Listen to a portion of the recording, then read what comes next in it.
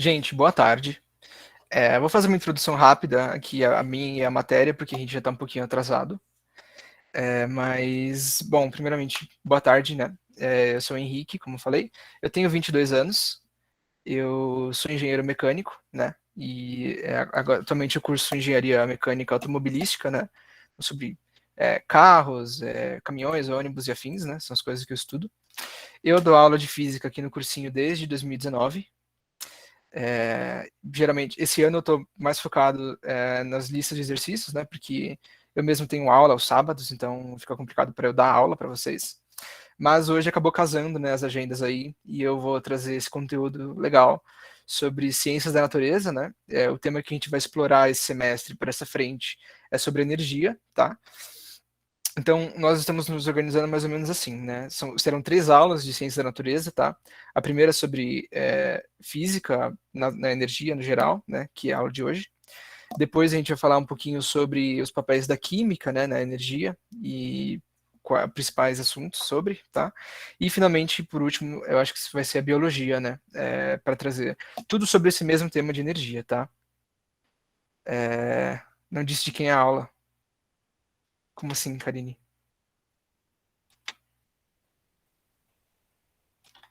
Não, tava só falando que a segunda ia ser maravilhosa. Não disse de minha aula.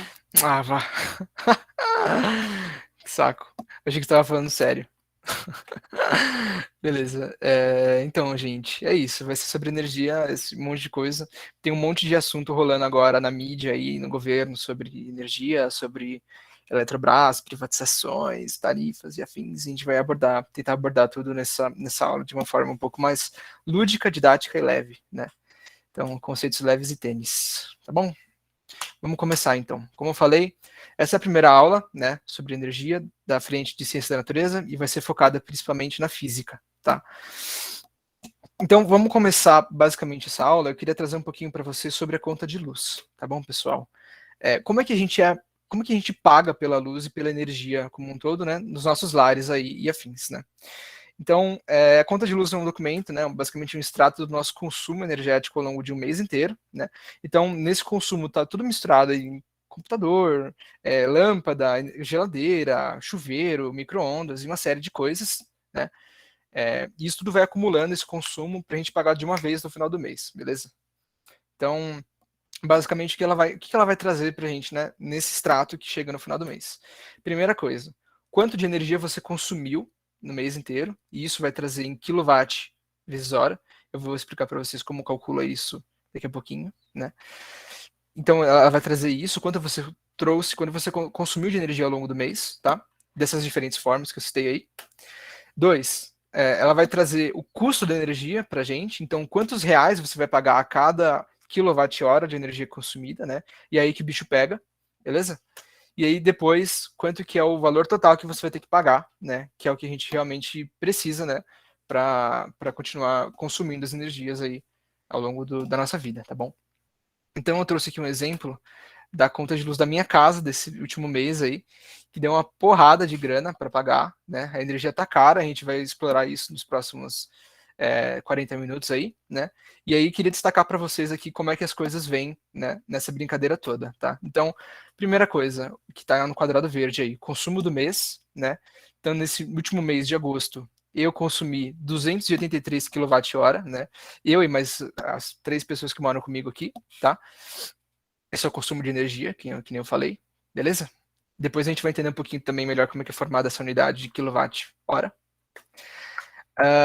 Daí depois, finalmente, o custo da energia, né, que é essa tarifa com o imposto sobre comercialização de mercadorias e serviços, que é o ICMS, tá?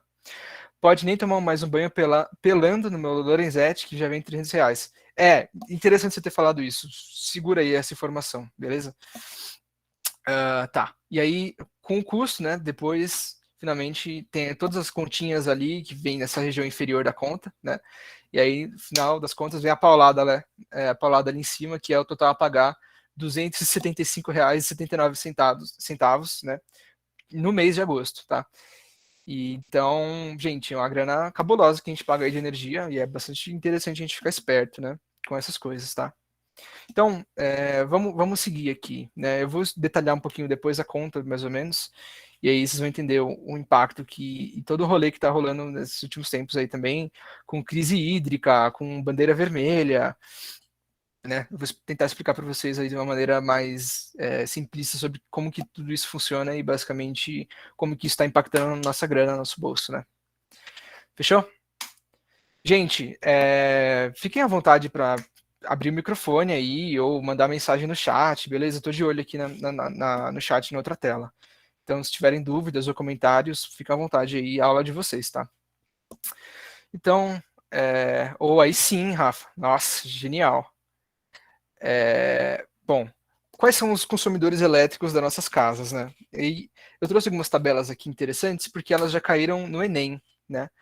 Então, essa primeira tabela aqui, ela traz para a gente, né, os aparelhos dentro de uma casa X, né, a potência de cada um deles, né, e o tempo de uso diário, né.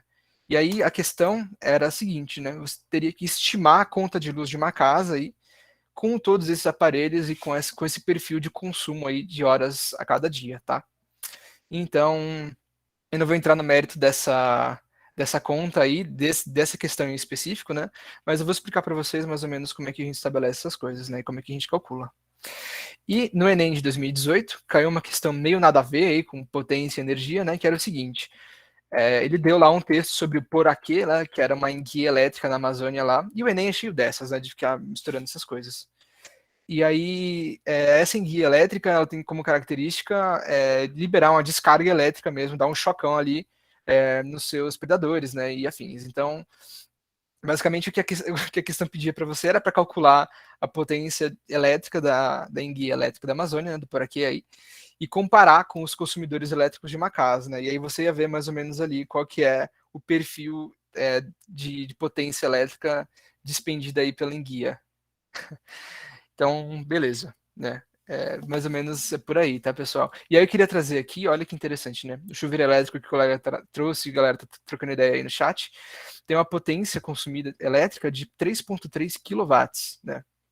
Que é uma coisa relevante, né? Se a gente for ver. E a gente vai calcular o custo de um chuveiro elétrico para casa, né?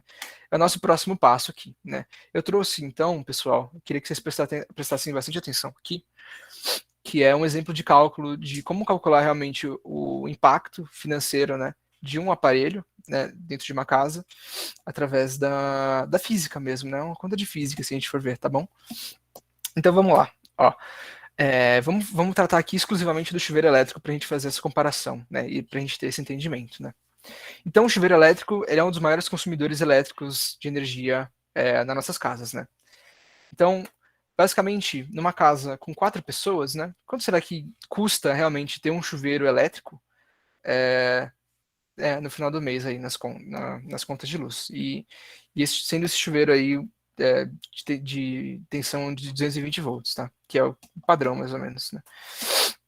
Então eu trouxe referência, né? E é interessante que eles colocam aqui que a potência varia mais ou menos entre 3.200 e 7.500 watts, né? Por aí vai. Então, para a gente fazer a nossa continha aqui, vamos adotar aí, arredondar um valor de 5.000 watts, né? Que é também equivalente a 5 quilowatts, né? São unidades equivalentes, né? Uma equivalência de unidades, tá bom? E aí a gente vai tratar com quilowatts, porque é justamente a energia, a unidade que vem na nossa conta de luz, né? E aí vai ficar fácil para calcular a grana que isso vai gastar depois. Beleza? Galera, se tiverem dúvida aqui sobre essas unidades, qualquer coisa, abre o microfone, fale no Quilowatts chat. é o que foi gasto, é a energia que foi gasta no mês, certo? Os 5 mil. Então, ainda Quilo, não, Rafa. não. Ainda não. A gente vai transformar isso na energia, mas os 5 quilowatts, por enquanto, é potência para a gente, né? É quanto de energia gasta a cada segundo ali, beleza? Isso é o watt, né? Watt é joule por segundo, tá? E joule é energia ou calor. Então, quando a gente fala 5 quilowatts ou 5.000 watts, a gente está falando que essa brincadeira aí consome 5.000 joules a cada segundo, ou 5 Ah, quilojoules é a a cada cada segundo. segundo, não uma coisa geral, né? Perfeito, exato. É a Entendi. potência, tá bom? A gente vai dar uma aula mais focada nisso na aula de física mesmo ao longo do semestre, né, para ficar mais claro para vocês, porque isso é um tema que cai bastante, tá? Mas aqui vamos seguir então na nossa conta, na nossa estimativa aí de grana. Fechou? Então, para a gente fazer uma estimativa, vamos considerar então aí uma casa com 4 pessoas, né, que nem eu tenho aqui na minha casa e tal, e que cada pessoa toma um banho de 15 minutos por dia, né? Já aproveitando aí para economizar na conta de luz, né, um banho básico de 15 minutos todos os dias aí, as 4 pessoas, né? Se a gente fizer a conta, né, isso vai significar que o chuveiro vai ficar ligado aí 60 minutos por dia, né? Que é 4 vezes 15. Então, a gente vai ter ali, nessa estimativa, né, nessa nossa base de cálculo aí, um consumo de chuveiro de 1 hora a cada dia, né? Então, que é o tempo que ele vai ficar ligado, beleza? Então, uso total diário, 1 hora por dia, né? A potência a gente estabeleceu no slide anterior, que é de 5 kW. Isso significa que a gente consegue calcular a energia que a gente vai gastar todos os dias, né? Através da seguinte fórmula, pessoal, que é a formulinha da potência elétrica, né? Então, a potência, realmente, ela é quanto de energia você vai gastar em determinado tempo, certo? Ou seja, para calcular a energia, a gente passa esse ΔT, essa variação de tempo, multiplicando no pezinho, né? Então, a gente fica com uma formulinha aí que energia é igual à potência do nosso consumidor elétrico, no caso, nosso chuveiro, né? Multiplicado pela quantidade de tempo que isso vai ficar ligado aí, né? Em um determinado período estabelecido. Então, vamos fazer primeiro aqui, estabelecer, né? Por dia, né? Quanto que a gente vai gastar de energia por dia com esse chuveiro. Então, usando a mesma fórmula, né? A potência realmente do chuveiro que a gente estabeleceu é 5 kW, multiplicado por 1 hora ligada por dia, a gente vai chegar a 5 kWh a cada dia de consumo elétrico, tá? Então, lembra que eu mostrei lá a minha conta de luz, né? Ela veio no final do mês 283 kWh, certo? Que é muito mais do que isso, né? Mas é porque aquele período lá era olhando o mês inteiro do meu perfil de gastos energéticos aqui em casa. E esses 5 kWh são apenas em um dia, né? E aí, para a gente ter então uma comparação mais interessante, né? Vamos ver quanto que isso vai levar de gastos ao longo do mês, tá bom? Então, no mês inteiro, né? Se a gente está consumindo 5 kW por dia, quanto que a gente ia consumir ao longo do mês, né? Ou no mês fechado, né? E aí sim, a gente chega num negócio já mais parecido com a minha conta de luz lá, que é um valor de 150 kWh todos os meses só de chuveiro elétrico, que é uma paulada do caramba, né? É uma coisa realmente substancial ali na nossa conta e no nosso gasto energético, né? Esse chuveiro. Caro demais. Exato. E eu vou transformar isso para grana ainda, para reais.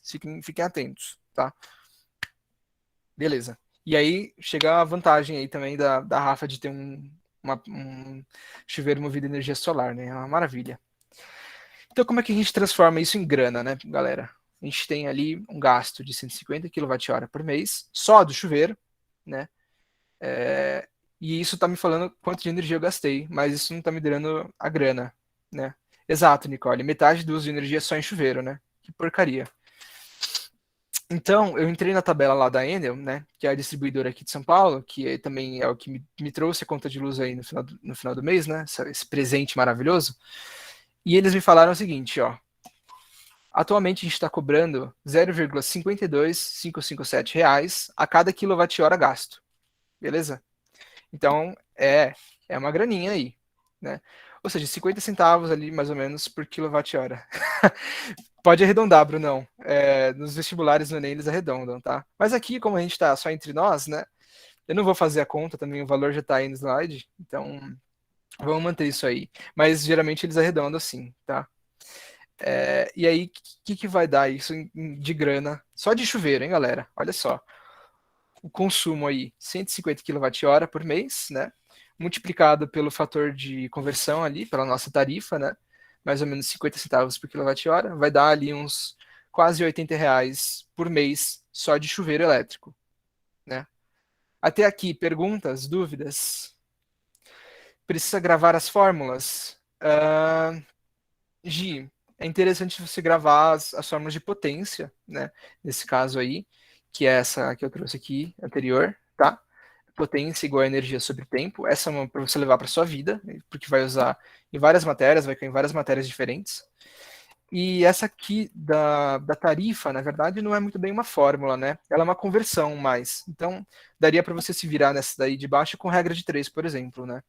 Você faz, se 1 kWh é 0,52 centavos, então 150 kWh dá quanto, sabe? Aí você faz a conversão ali, dá para dar um migué, beleza? Respondido? Respondido, certo. Show, beleza. Então, tá bom.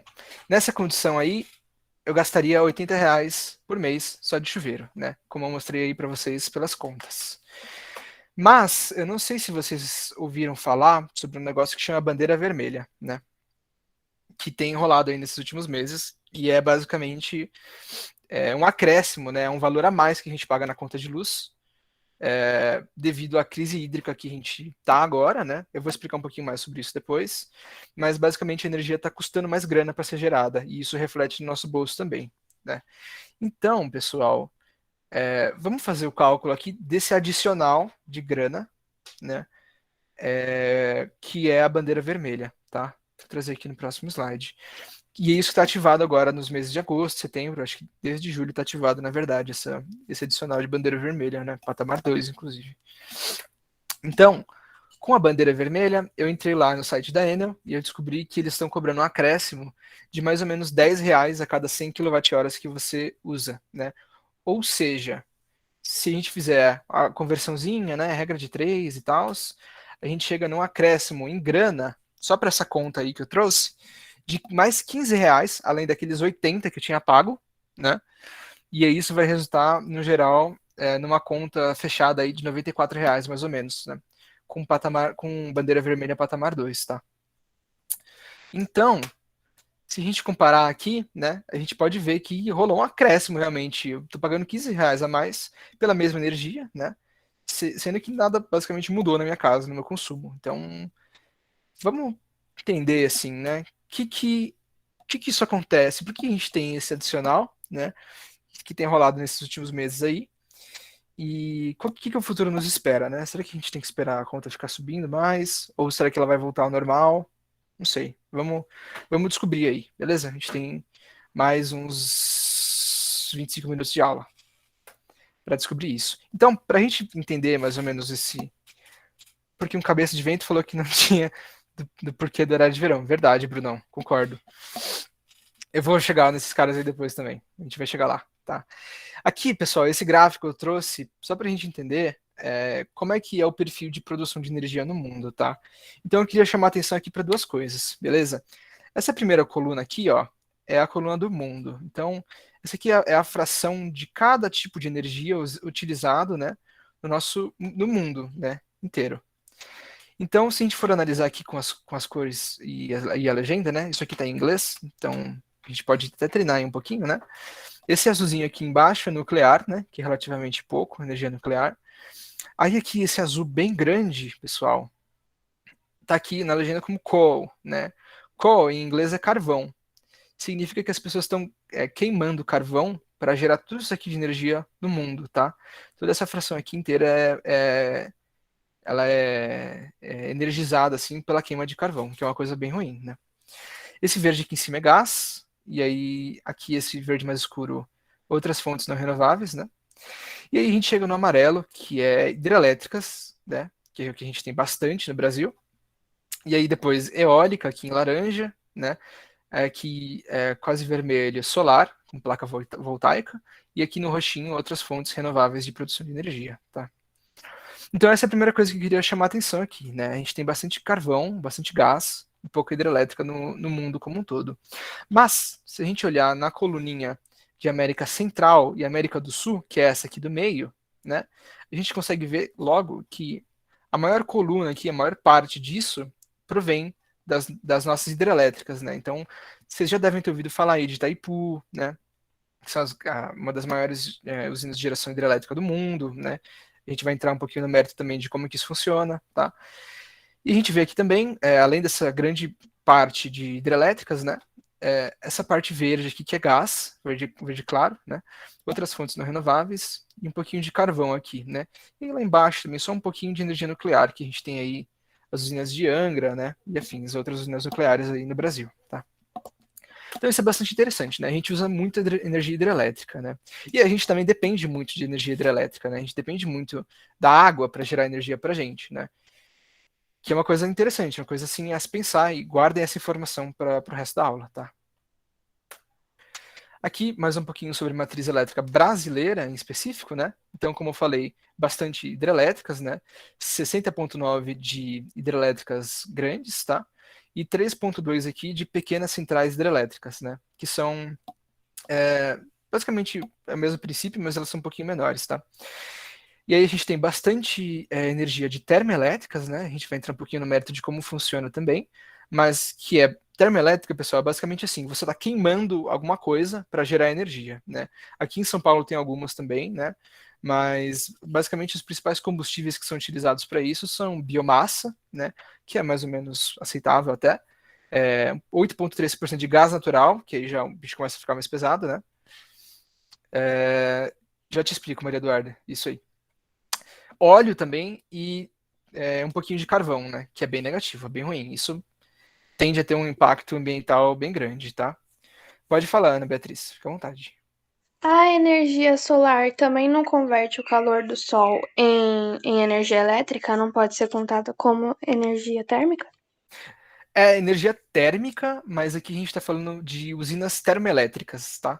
Que aí é um pouquinho, é bem diferente, na verdade. Eu vou trazer o Entendi. Obrigada. esqueminha depois. Imagina, à vontade. Mas é térmica sim, né? Só que é uma reação que ocorre ali na placa fotovoltaica, e aí é bastante interessante, tá? Tá, calma aí. Antes da gente seguir, vou responder vocês no chat. Por que a maioria dos países não usam chuveiros elétricos igual ao Brasil? Isso é bem interessante. Rolou até um meme sobre isso esses tempos, né? O que acontece? No resto do mundo, eles usam muito gás, né, para aquecer os chuveiros. E o chuveiro elétrico, na verdade, ele é uma invenção, se eu não me engano, brasileira, né? E... É brasileira, Pro. É invenção brasileira. O brasileiro, ele gosta de misturar energia Então, térmica com elétrica e uma beleza. exato. E o resto do mundo encara isso com um pouco de receio, porque eles acham que é bastante perigoso, na verdade, tomar banho com um aquecedor de energia elétrica, né? É uma coisa bem interessante. Só o brasileiro mesmo para ter coragem de tomar banho aí com um bagulho aquecido a energia elétrica, né? Eu nunca tomei choque também. Cheio de fita. Eu nunca tomei choque, tá? De chuveiro elétrico. Não sei se vocês já tomaram, mas não deve ser legal, não, né? Beleza, deixa eu ver aqui outra pergunta que estava no chat. Nuclear é perigosa, realmente. Mas Lorane, é discutível essa questão da nuclear, tá? Eu não tenho muita base para discutir a respeito, mas é perigoso sim a questão dos vazamentos, mas também, bom, né? E aí a Rafa perguntou, por que não utiliza tantas placas fotovoltaicas? Não seria energia mais aceitável? Sim, é um tipo de energia bastante aceitável, né? Mas também tem um impacto um pouco relativamente grande da produção das placas fotovoltaicas, tá? Que ela também tem alguns impactos energéticos para a fabricação dela mesmo. Então, também tem essa questão de se depender do sol, né? Nas placas fotovoltaicas bom, tem uma série de coisas. Eu não sou um expert nessa situação, mas é basicamente isso, tá?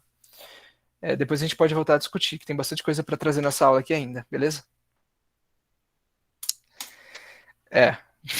Galera falando do chuveiro elétrico ainda. Boa. Bom, 8% no Brasil a gente tem de energia eólica, né? Que é interessante também. Apenas 1,3% de usinas nucleares, que é relativamente pouco. Tá? E aí, pessoal, como eu falei, a gente fica bem dependente das energias hidrelétricas, né? Boa, Ramiro. Eu compartilho um pouco da sua opinião também, né, aí do chat. Então, falando sobre dependência de energia hidrelétrica, né?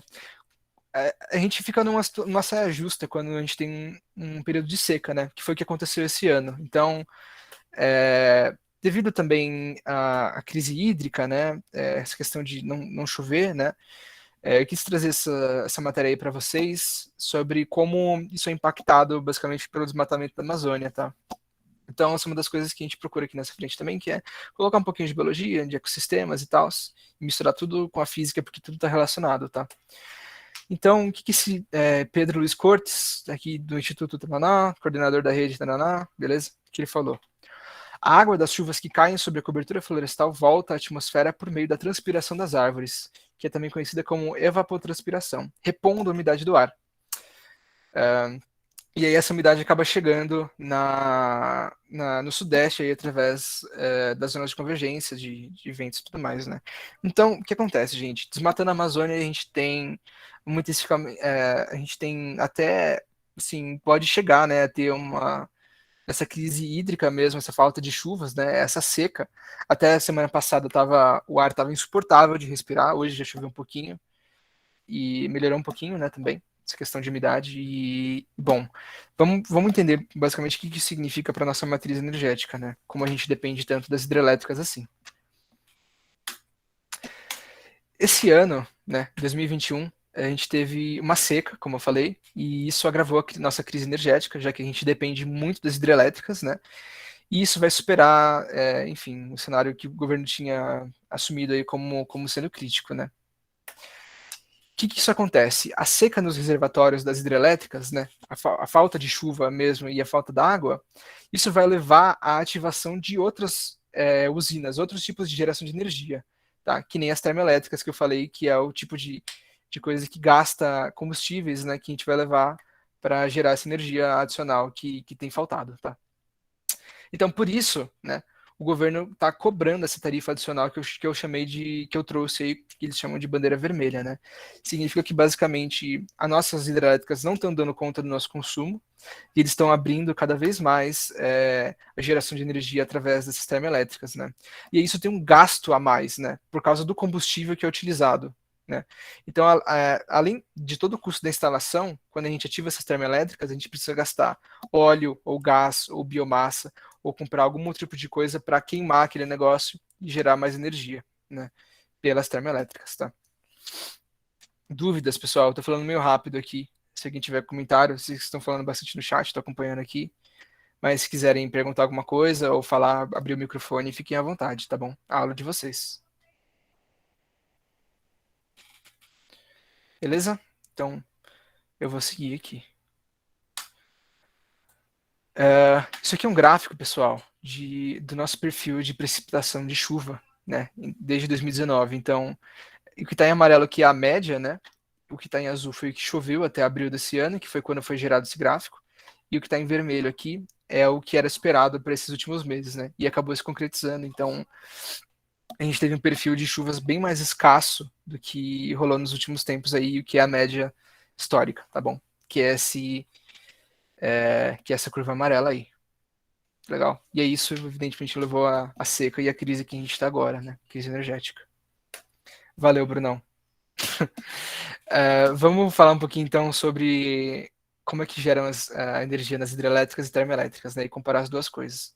Só para a gente ter uma base aí e entender o que está rolando. Pessoal, as hidrelétricas, elas dependem de um reservatório bem grande de água, né?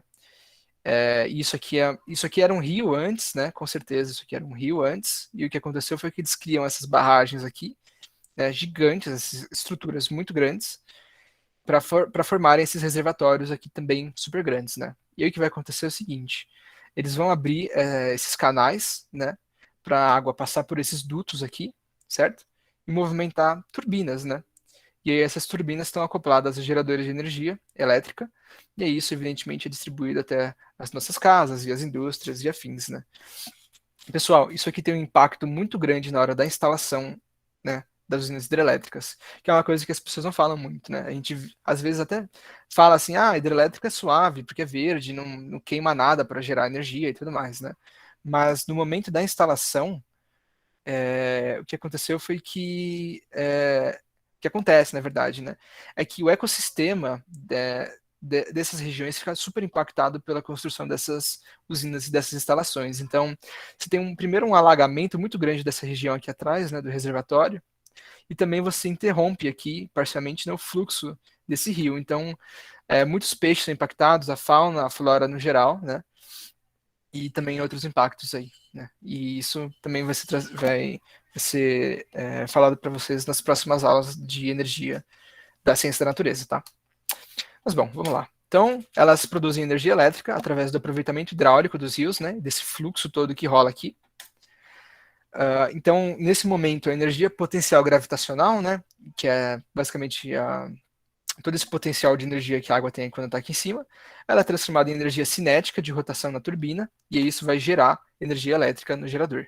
Beleza? Algumas maiores hidrelétricas do Brasil: Itaipu, todo mundo conhece, Belo Monte e Tucuruí, que é lá no Nordeste, no Tocantins, tá bom? Beleza? Hidrelétrica aqui, super simples, né, pessoal? O princípio, bem legal. Galera falando sobre radiação aí no chat. É bem preocupante mesmo essa questão de vazamento de materiais nucleares, né? Bom, e as termoelétricas, né? Que eu tenho falado também aqui desde o começo da aula, e a gente não explicou exatamente como é que funciona ainda. O que vai acontecer? Ela produz energia, pessoal, a partir da queima de carvão, ou óleo, ou gás natural, ou biomassa numa caldeira, né? Então, esse modelo ele sempre vai focar em queimar alguma coisa que tem energia química, né? Como combustíveis, e aí gerar pressão e calor para aquecer um ciclo térmico com água, né? Que rola ali, e isso evidentemente também move turbinas, né? Então, o que acontece é que o calor ele vai transformar a água no ciclo em vapor, né? E esse vapor vai girar uma turbina elétrica acoplada a um gerador também. Trouxe uma outra imagem depois para a gente analisar com mais calma, né? E aí isso vai gerar energia elétrica, tá bom? Mas é um modelo, assim, super antigo já de geração de energia, né? Isso tem desde o século, sei lá, 19, 18, as primeiras usinas térmicas, né? Então, é bastante rústico, né, esse negócio. E como vocês devem ver aqui na foto, gera bastante fumaça e bastante particulado, gases. Não é bacana, assim, essa geração, tá? No Brasil, a gente tem mais ou menos 70 usinas muito grandes, termoelétricas, né? Com potência superior aí a 100 megawatts, tá bom? Aqui a foto que eu prometi para vocês. Então, como é que funciona esse rolê, né? Tem aqui essa caldeira, que é onde a gente aquece através da queima de combustível, que é o que gera toda aquela fumaceira que a gente viu na última foto, beleza? Tem essa caldeira, isso vai gerar vapor da água, que vai movimentar essa turbina, beleza? E aí isso vai movimentar esse gerador elétrico aqui. E é isso que vai gerar a nossa energia elétrica proveniente das termoelétricas, tá bom? Depois aqui tem um condensador, que é para esse vapor voltar ao estado de água, né? E aí voltar aqui para a fornalha e, evidentemente, resetar o ciclo, tá bom?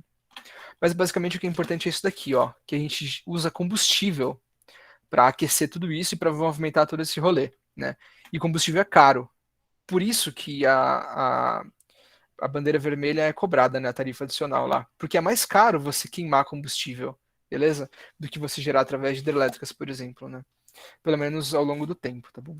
Então, isso reflete no nosso bolso, na nossa grana, beleza? Dúvidas, pessoal, sobre isso daqui ou sobre qualquer coisa que eu falei até agora? Ou podemos seguir? Nós temos 10, 15 minutos de aula ainda. Podemos seguir, Isa? Show. Larissa, beleza. Então, tá bom. Agora que a gente entendeu mais ou menos como é que funciona o modelo hidrelétrico e termoelétrico, vamos falar um pouquinho sobre os impactos sociais, né? E eu vou trazer aí mais algumas manchetes. Então, isso rolou nessa semana, né? Professora, a bandeira 2 tem a ver com o ato do petróleo? Também tem, também, Brunão, também tem. Mas principalmente devido à seca, tá? Que a gente está agora, né? Como eu falei, a gente depende muito das hidrelétricas, né? E aí, sem chover, a gente fica sem água nos reservatórios, certo? E aí a gente não consegue gerar tanta energia através das turbinas aqui, das nossas hidrelétricas. E aí essa carência que a gente fica das hidrelétricas é suprida pelas termoelétricas. Então, a gente acaba aproveitando mais e aumentando a capacidade das termoelétricas, né? Que são essas daqui. E, consequentemente, consumindo mais combustível, né? A alta do petróleo, eu acredito que também tem a ver, sim, por causa do gás, né, e do óleo, que são derivados e que a gente usa também como combustíveis, tá? Mas é Pro, basicamente isso. Oi, Rafa, pode falar. deixa eu fazer uma pergunta. Eu sou meio leiga nesses assuntos, e a hidrelétrica, ela pega somente a água da chuva, Uhum. pra gerar energia, ou ela também pega a água que a gente bebe? Porque aí tem um risco de acabar a água no mundo, né? As duas coisas estão conectadas, tá? Mas basicamente ela vai pegar água apenas desse ecossistema mesmo que ela está instalada, né? ou seja, das chuvas, né, e basicamente do que cai ali naquele ecossistema específico, né. E aí, evidentemente, se não chove em um lugar, também não chove no outro, né. Então, em Itaipu não está chovendo por causa da seca, e aqui em São Paulo também não estava chovendo, né, que nem eu falei, o tempo estava seco demais essa semana. E aí isso impacta também na água que a gente bebe, né, essa questão das secas. E tudo isso está ligado também ao desmatamento da Amazônia, que nem eu coloquei antes. Tipo, tá faltando água nesses reservatórios, eles pegam meio que um pouco da água que a gente bebe para meio que produzir. É isso? Não, na verdade não, porque assim, uma coisa é reservatório da usina hidrelétrica, né, e o outro é o reservatório de água que a gente bebe mesmo, né. Então, assim, os dois reservatórios são abastecidos pelo mesmo ecossistema, concorda? Então, pelas mesmas chuvas que caem ali e tudo mais. Então, uma coisa meio que é ligada à outra. Mas Ah, eles não, tá. Agora eu entendi o que você quis dizer. mas eles não No transportam caso, uma a coisa. chuva. Aham, No caso, a chuva ela abastece os dois reservatórios, né? Agora eu entendi, Bruno. isso, exato. Sobre hidrogênio, Ramiro, vamos trocar uma ideia depois sobre isso, tá? É, Só pode usar água limpa para produzir energia? Não, a gente usa água do próprio sistema, né? Então, que cai da chuva, né? E afins, água não tratada, do rio que já estava lá. Exato, Bruno. A temperatura aumentou também, exato. Larissa, esse ponto bem importante sobre a mudança climática que você trouxe. Tudo isso está relacionado a todos os sistemas de energia e impactos climáticos também. É bem preocupante, na verdade, toda essa mudança que vem rolando, né? Mas aí eu queria trazer, pessoal, um pouco sobre a política, né? E como que isso vem afetando a gente de forma como sociedade, né? Então, trouxe aí essa afirmação do Paulo Guedes dessa semana, né? Que ele meteu a seguinte frase: qual é o problema agora que a energia vai ficar um pouco mais cara só porque choveu menos? Pô, o problema é todo, né? A galera que paga a conta de luz, a galera que não tem grana para pagar e a galera que meteu essa, cara. Osso. Enfim, esses caras Não, são. então, só que, tipo, nesse que ele falou, vai ficar um pouco mais caro, mas ok.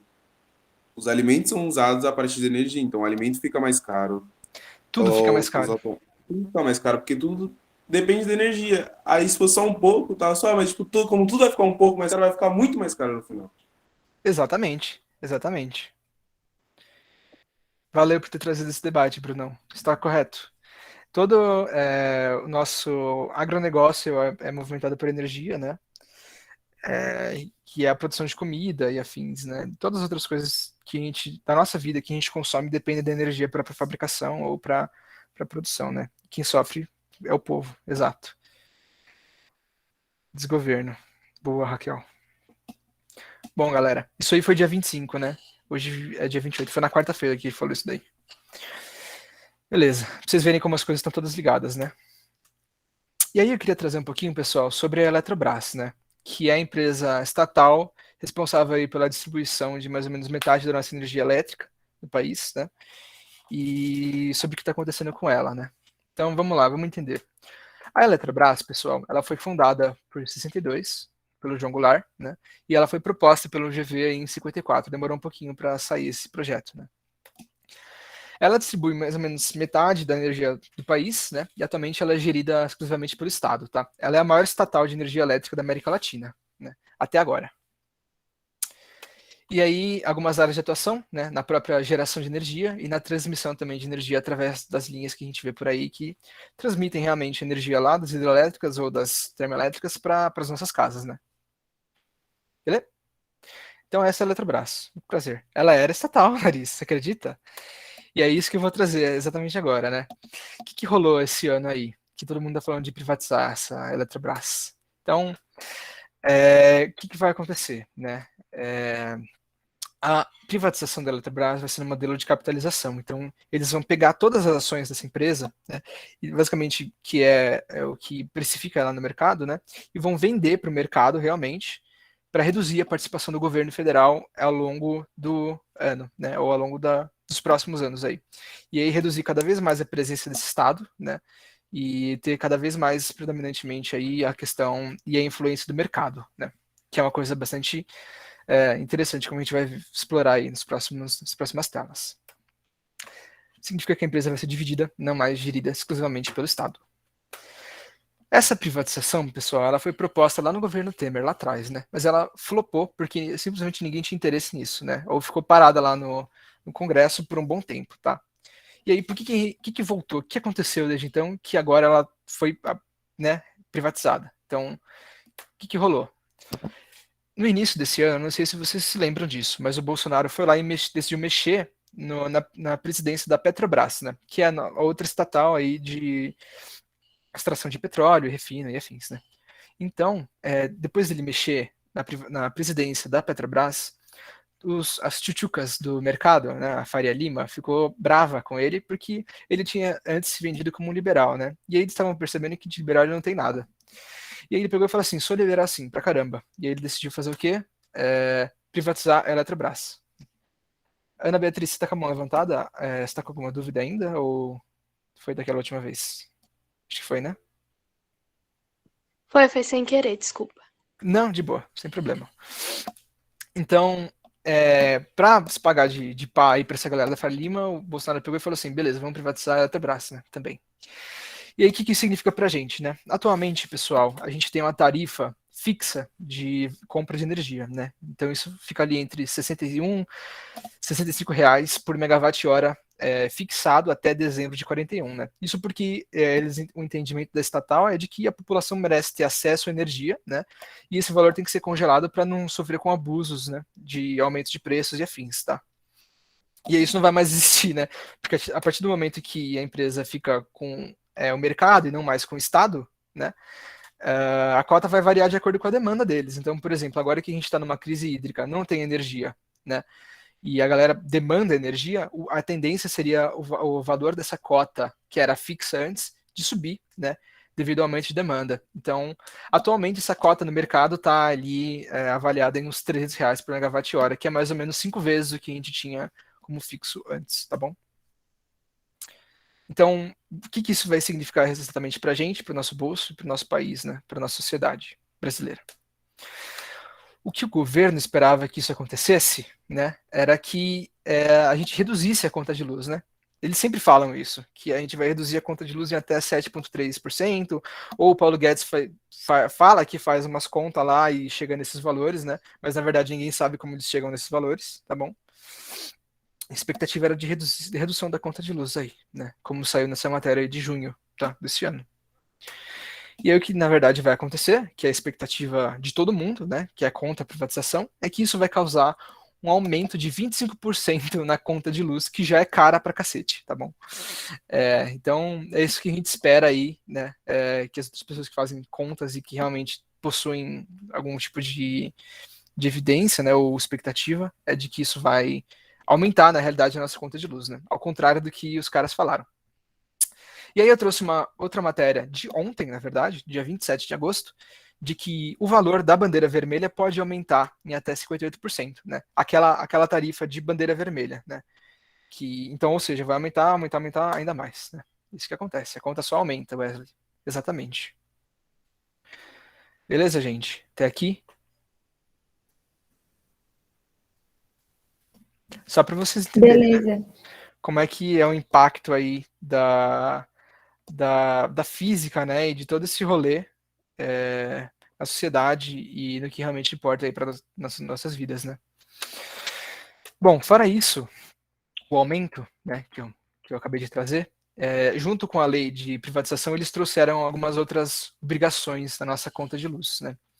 Algumas outras obrigações na nossa matriz, na verdade, né. Então, o que os caras trouxeram dentro desse texto, embutido lá, que ninguém conseguia tirar, né, a não ser que vetasse a lei inteira, era que a gente ia obrigar as pessoas, né, na verdade, as distribuidoras, a comprarem energia termoelétrica. Então, precisa, de acordo com esse texto, né, a gente ia ter uma obrigação aí de, sei lá, acho que era até 8 gigawatt-hora no máximo de compra de termoelétricas, né? Isso para alimentar os investidores de gás e de combustíveis no geral, né? Que são os caras que realmente forçaram essa parada a acontecer, né?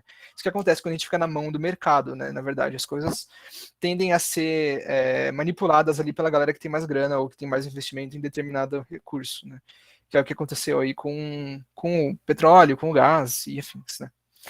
Além disso, que esse aumento de valor, né, e afins, por ser mais cara também, né, a gente entende que essa privatização pode aumentar ainda até em 30% as emissões de gases de todo o setor elétrico, né, devido a esse aumento também de predominância das termoelétricas, que, como eu falei, utilizam combustíveis para gerar energia, né, que é uma maneira meio burra, porque a gente está no século XXI, né, pessoal, convenhamos, porra, vai queimar biomassa, óleo, gás para gerar energia elétrica, cara, acho que, porra, tem maneiras mais inteligentes de fazer isso, né.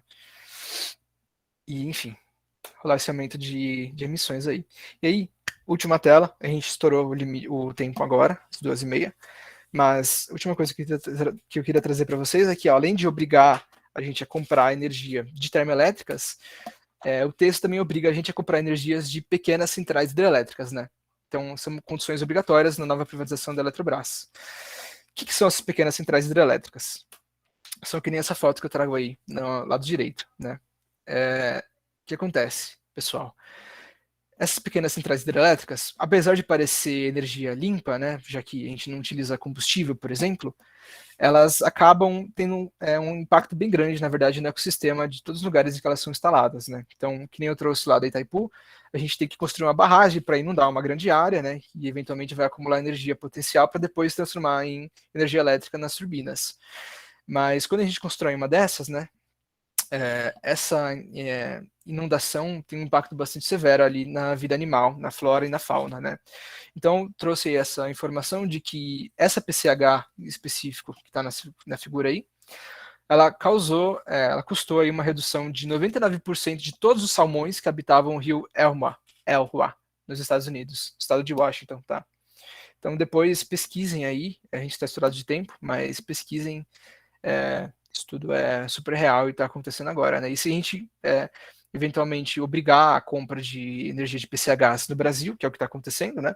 A tendência é aumentar a instalação de outras centrais elétricas pequenas, né? Como essa, e ter outros impactos aí nos nossos ecossistemas, né? Nossa vida animal, que já está bastante prejudicada, diga-se de passagem. Tá bom? Gente, é isso, a aula de hoje. Espero que vocês tenham gostado. Por favor, fiquem à vontade aí para escrever no chat, para abrir o microfone. A gente está aqui para isso para vocês, né? Tá bom? Alguma dúvida? Pergunta?